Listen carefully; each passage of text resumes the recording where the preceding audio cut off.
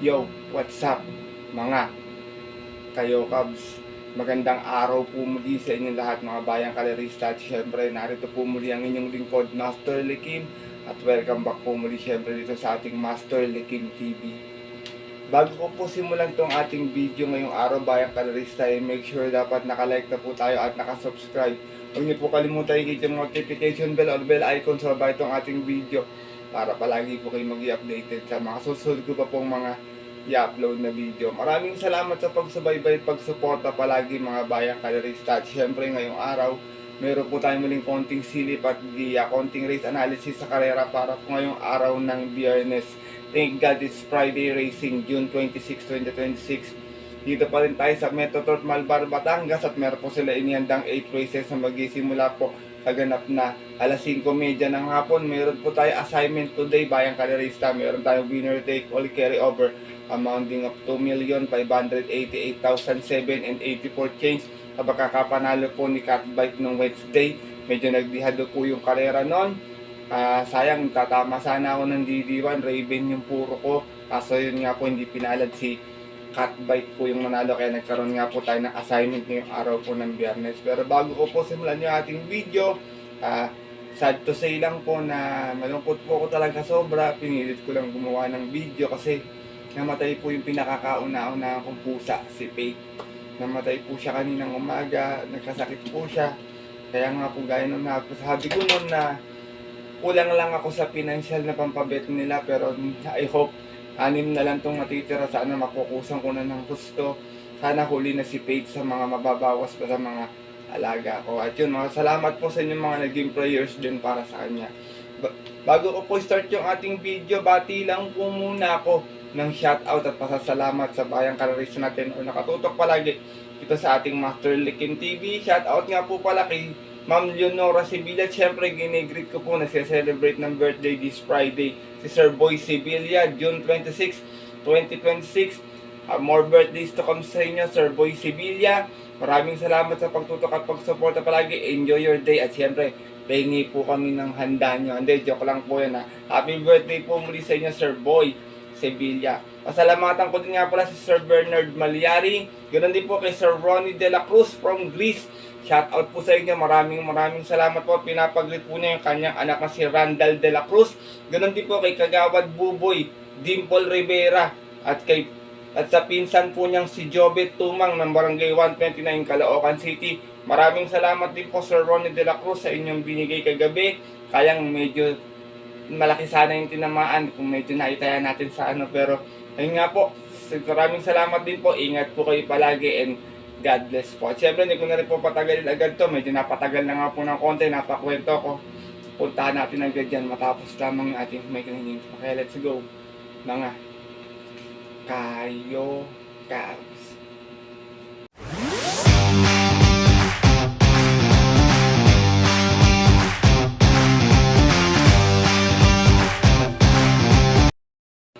At gaya nga po ng nabanggit ko kayo na sa ating intro, meron tayong 8 races ngayong araw po ng Biyernes. Meron tayong dalawang pick 5, isang winner take all na may query over, isang pick 6 at pick 4 event. Medyo to manipis yung lineup bayang kalerista, 1200 meters muli ating mga distansya. Mukhang tingin ko nakabuhos yung lineup on Saturday and Sunday. Kaya sana mapala rin tayo ngayong araw ng Biyernes, makakuha tayo ng pandagdag puhunan sa ating weekend races. Sana makatulong sa itong ating konting silip at giya ibibigay. Ito na po, simulan ko na rin agad. Siyempre wala na pa tumpik-tumpik pa. Good luck po sa inyong lahat. Have a blessed Friday sa inyong lahat mga bayang kalerista, and start na po tayo. Race number 1, start na ating first pick 5, 3-year-old and above maiden race non-placer tayo rito. Meron tayong tatlong imported dito, tapos yung rest po puro local horse na mga bayang kalerista. Dito bayang kalerista, sasalohin ko na lang po numero 4 Excel na rerenda ni Ronald Baldonido. Last time medyo napakagaling nung tumalo sa kanila, hindi siya pinauna nung karera na yon. Dumating lamang itong pang-apat nun, may 115.8, umalis nun sa stress. Out of 7 Narsag, laban-laban, 3-year-old maiden placer at yun po ng June 9. Ang nanalo nga po doon, bandera tapos yung kabayong si Mary Centuries. Same rider na rin, Ronald Baldonido para sa ating numero 4 si Excel. Race number 1, bayang kanarista, di po maiwasan yung absent minsan lalo na sa mga gaitong maiden. Sipat po kayong maigi, makibalita kayo kung sino magandang pang-upset at dagdag na lamang kayo. Good luck po sa inyong first pick 5. Lipat na po tayo sa ating race number 2. Start ng winner take all na meron pong carry over. Sa itong 3-year-old din, above maiden race placers po, meron tayong 8 runners sa maglalaban-laban. Dito bayang kanarista, karamihan puro imported horse yung maglalaban-laban. Imported nga ba lahat? Oo nga, imported lahat to, pero iba rito makakakwadra, kaya magandang karera ito. Dito ako, first choice ko, nagbabalik numero 3, Song of Love, narerendan po, nagbabalik din Black Superman, Mark A. Alvarez. Huling official run po nito, Tarsera, may 128.6, umalis ang 2 out of 4 hours na naglaban-laban sa isang 2-year-old maiden nung last year, nung December 20, kung saan ang nanalo po doon yung kabayong si Great Balls of Fire. From Onyok Garcia, sa imang narenda, Mark A. Alvarez para sa ating numero 3 na si Song of Love. Second choice ko, numero 2, Milaso, narerendan po ni JB Hernandez. Ito, tingin ko kumukuha lang ng tamang jockey stay. Medyo hindi pa nila makuha yung kiliti ng kabayo. Last time pang-apat na 129.2. Umalis ng 9-7 out of 10 runs sa laban-laban. 3-year-old maiden din natin po ng June 14 naman. Sa kahirang napanalunan po nung Yamadong si Bituin.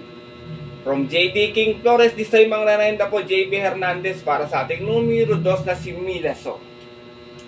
Isinasama kong third choice, numero 7, Freedom Day. Narerendahan po ni JD King Flores. Freedom Day po, Tarsera last time, may 114.8. Umalis ng 5-5 out of 7 runs sa laban-laban sa isang 3-year-old maiden placers at yun po ng June 9, doon din sa kahirang napanalunan ng kabayong si Maris Centuries. From Onyok Garcia, this time ang narenda po, JD Flores para po sa ating numero 7, si Freedom Day.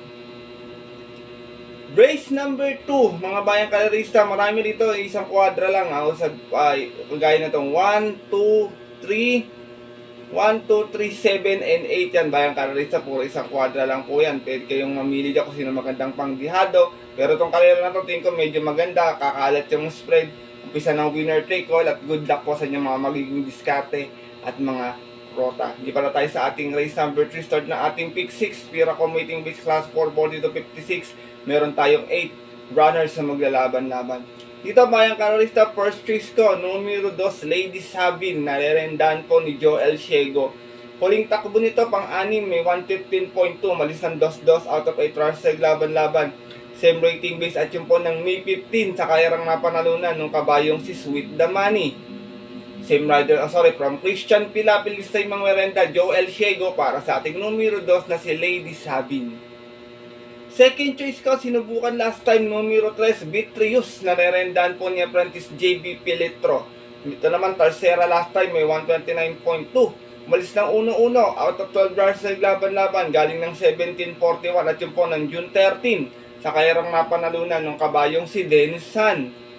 From Marlon de la Cruz, disay mang narenda po, JB Piletro, para sa ating numero 3 na si Vitrius. Sinasaba kong third choice, horse to beat, numero 4, Cluster, narerendahan po ni Danny Boy Camaniero. So, sobrang baba na sa laban ito, mukhang ko nagka-problema lang. Huling takbo ni Cluster, Tarsera, may 130 plus sa 1400, umalis ng 6-2 out of 11 runs sa laban-laban. Same rating base at yung po ng April 5, kung saan tinalo po siya doon ng kabayong si Beautiful Liana. From Apoy Asuncion, this time ang rerenda po, Danny Boy Camaniero para sa ating horse to beat na numero 4, si Cluster. Race number 3, mga bayang kadarista, nandito yung mga nabanggit ko kayo na sa dapat abangan talkative date, pero tingin ko medyo malakas pa yung laban, hindi pa ito yung oras para sumamba siya, bayang kadarista. Pero kukurso natin nyo kahit didiban na, sama nyo po, wala pong problema doon. At yun, bayang kadarista, good luck po sa inyong pick 6 choices. Diba tayo sa ating race number 4, start na ating second pick 5, another Pira Commuting Base Class 440 to 56. Meron tayong 8 runners but 7 in betting options lamang dito. First choice ko, horse to beat, numero 5, Basket of Gold, narerendahan po ni El Supremo John Alvin Guse. Basket of Gold, natarsera to noon sa PJC, 1200, may 113 flat, umalis ng 6-4 out of 10 runners sa laban-laban. Same rating base po yung po ng May 8, tinalo po sila doon nung Yamadong si District 1. From Jomer Estorque, this time ang nananda na John Alvin Guse para sa ating horse to beat na numero 5, si Basket of Gold. Second choice ka, wala sa KT, pwedeng makachamba kung sakasakali. Numero 2, Calendar Girl, narerendahan po ni Jen Huko. Ito naman, may 129 flat sa 1400 nun, dumating ng pang 5. Umalis ng 5 sa is out of 9 rush sa laban-laban, same rating base at yung po ng May 2. Kung saan ang nanalo po doon yung kabayong si Katanya. Same rider na rin, Jen Huko, para sa ating numero 2 na si Calendar Girl. Race number 4, mga bayang kadarista, maraming mababa sa laban nito, gaya ni Buntay Shore yan, mababa po yan, anytime pwedeng chumamba po yan, kukusunadan niya, pwede niyo po isama yan, baka kumukuha lang din po ng tiyempo yan, at yun po, good luck sa diskarte at rota, ganoon na din po sa inyong second pick 5 choices. At lipat na po tayo sa ating race number 5, start na ating pick 4 event, Pira Committee Base Class 440 to 56 muli, meron tayong 8 runners na maglalaban-laban. Dito para sa akin, tingin ko parang 2-horse race lang to. Ito galing sa pahinga last time to, baka nagpagpag lang. First choice ko, numero 3, Gintong Hari. Narerendahan po ni RC Baldonido. Babago na pala may-ari ni Gintong Hari ngayon. Meron tong 114 flat last time. Dumating itong segunda, malis na 5-5 out of 8 runners sa laban-laban. Same rating base at yung po ng June 9 kung saan ang nanalo po doon yung yamadong si The Best of My Love. From Noel C. Lunard sa mga rarenda, RC Baldonido para sa ating numero 3 na si Gintong Hari. Second choice ka, numero 8, Espolarium, horse to beat, another John Alvin Guse. Ito naman si Espolarium, last time Tarsera sa 1400, may 129.2. Umalis ng 8-5 out of 13 runs sa laban-laban, same rating base at yung po ng February 29, kung saan ang nanalo po doon, yung kabayong si Madre Taberna, May 29 pala yan, bayang kalarista race 1 yan. Ang nanalo po doon yung kabayong si Madre Taberna. From Jomer Storcade sa mga renda, El Supremo, Alvin Guse para sa ating numero 8 si Espolarium. Race number 5, mga bayang kalarista, titignan ko na lang pwedeng maka-upset sa kanila nito. Lagi kong tinitip sa inyong phone trick, tsaka lives get better kung sakasakaling magkakaroon ng early speed battle sa unahan po. Good luck po sa inyong pick 5 choices. Di para tayo sa ating race number 6, Pira Committing Base Class 440 to 56 muli. Meron tayo 8 runners muling maglalaban-laban. Ito bayang kalarista, long shot of the day ko, numero 8, Don Pedro. Narerendahan pa rin ni Raymark Simasio. Nasigunda to dito noon, may 114.6, umalis ng 1-1 out of 8 runners naglaban-laban. Same rating base at yung po ng June 10, tinalo po siya doon ng kabayong si Noble Touch. From Pamboy Ponce, sa mga renda, Raymark Simasio para po sa aking long shot of the day na numero 8 si Don Pedro. Second choice ka, pwedeng umagapay sa pwestuhan, numero 6, Take a Chance, narerendahan po ni Mark Gonzalez. Natarsera din naman to last time nun, meron naman to 115.2. Umalis ng 3-1 out of 8 runs sa laban-laban, same rating base at yung po ng June 10. Sa kairang napanalunan po nung dihadong si Bukawi River Town. From Pati Dilema, balik ang renda kay Mark Gonzalez para sa ating numero sa isa si Take a Chance. Sinasama ko pong third choice, horse to beat, another John Alvin Guse, Baba Boom. Ito naman si Baba Boom, muling takbo, may 117 flat. Dumating ng pampito, umalis ng 3 sa is out of 8 runs sa laban-laban, same rating base at yung po ng June 10. Kung saan ang manalo po doon yung dihadong si Echiran Ran. Same rider na rin, John Alvin Guse para sa ating numero 3 na si Baba Boom. Race number 6, mga bayang kalarista, kung may masipat po kayo na pong bahala magdagdag na lamang or makakabalita kayo sa inyong mga kaibigan or kakilala, at good luck po sa inyong mga choices dito sa career na to. Ipara tayo sa ating race number 7, ang ating penultimate race ngayong araw po ng Biyernes, isa itong Pira Committing Base Class 357 to 70. Meron lamang tayong 7 runners sa maglalaban-laban to. Magandang kalera to, tatlo yung mga magkakampi rito, bayang kalerista. 357, bahala na kayo sino kakampihan dyan. Pero dito ako, siguradong nasa unan to. First choice ko, numero 7, Sea Rice, narerendahan ni Marlon De La Cruz. Impresibo yung panalo nito last time sa PJC. Meron tong 110.8 sa 1200, bayang kalerista, nanalo to, 1-1. Banderang tapos, out of 10 runners sa laban-laban. Same rate, galing to ng 40-56 at yung po ng May 8. Tinalo niya po doon yung narito rin si Victorious Babylin. From Christian Pilapil sa imong lerenda, Marlon De La Cruz para sa ating numero 7, si Sea Rice. Sino kaya pang ibabaw dito? Second choice ko, baka kumukuha lang ng tiyempo, medyo yung nakarang tumalo rito, kakampi rin naman niya. Numero 4, Tabzar, narerendahan po ni Angel Ramos. Last time may 112.2 to ito, nasigunda ito. Umalis ng 2-2 out of 8 runs sa laban-laban. Galing din ng 42-56 at yun po ng June 10. Kung saan ang nanalo nga po doon yung kakwadra niyang si Shade Green. Same rider na rin, Angel Ramos para sa ating numero 4 si Top Czar. Race number 7, penultimate race ngayong araw ng Biyernes. Itong pito na to, lahat may panalo bayang kalarista. Walang tulak kabigin to, walang pang-iwan sa mga to. Sipat po kayo maigi at good luck po sa inyo mapipili dito sa ating ultimate race. Di para tayo sa ating race number 8. Para tingnan ating winner take all carry over. Ganoon na rin ating mga ibang exotic bets. Spira Commuting Bets Class 5, 1741. Meron tayong 8 runners na maglalaban-laban. Dito, first choice ko, numero 5, Live Like an Angel. Narerendan po ni JQ Cabarrios to. Wala sakit ito. Baka this time, makachamba na. Puling takbo nito, segunda, may 131.2, 1400. Namalis ng 11 Gs out of 12 brush sa laban-laban, sa isang rating base 1741 at yung po ng May 31. Ang nanalo po doon, yung kabayong si Giselle's Princess. From RB Peña Flor, this time mga narendad, Totoy Cabarrios para sa ating numero 5, si Live Like an Angel. Second choice ko, isa sa matutuling magdadala ng marcha, numero 4, Gold and Silver, narerendaan po ni Noel Lunar. Gold and Silver, last time Tercera, may 115.8, umalis ng 1-2 out of 8 runs sa laban-laban. Same rating at yun po ng June 9 sa karerang napanalunan ng kabayong si Don Lucas. Same rider na rin, Noel C. Lunar para sa ating numero 4, si Gold and Silver. Sila sama ko pong third choice, segunda last time, numero 7, Imperial Queen. Narerendan po ng Buenas Aires ngayon, naka 1 week to, na panalo doon sa PJC, Boji Henson. Meron tong 116.2 last time, na segunda, nagdala ng marcha 1-1. Out of 8 runs sa laban-laban sa rating base 1741 at yung po ng June 9 kung saan tinalo po siya doon ng kabayong si Winning Shot. Same rider na rin, Conrad Suerte, Boji Henson para sa ating numero 7 si Imperial Queen.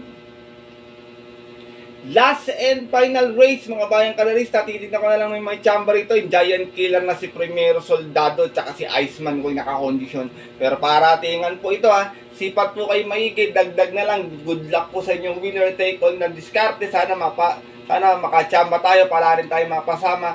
Good luck po sa inyong mga rota, bayang kalarista. At yun po, hanggang dito na lamang po tayo muli. Tapos po itong ating video, sana po maging gabay, makatulong po ito ating konting silip at yung binigay na ito ngayong araw na to. Pwede nyo pong sundin kung kusunod nyo, kung hindi po, wala pong problema dahil sariling aral ko lamang po ito. Puro at opinion sa karera, base po sa napapanood ko palagi sa karera at sariling obserbasyon ko lamang. Pagdating ng tayaan sa takilya, syempre mas mananaig po yung sarili nyo pong napupuso at kusunada, and always mga kayokabs, kayo pa rin po syempre yung masusunod. Good luck po muli sa inyo lahat and have a blessed Friday racing. Maraming salamat po sa walang sawang pagtutok at pagsuporta palagi dito sa ating Master Lekim TV at good luck po sa inyong winner take all. Ganoon na rin sa mga pupunta naman po natin mga off-track betting station para maagang pumila. Tumaya, tatayan ang ating winner take all carry over. Stay safe everyone po sa inyo lahat. God bless bayang kalarista, lalo na po sa mga solido ditong jihadistang mga kayo Cubs.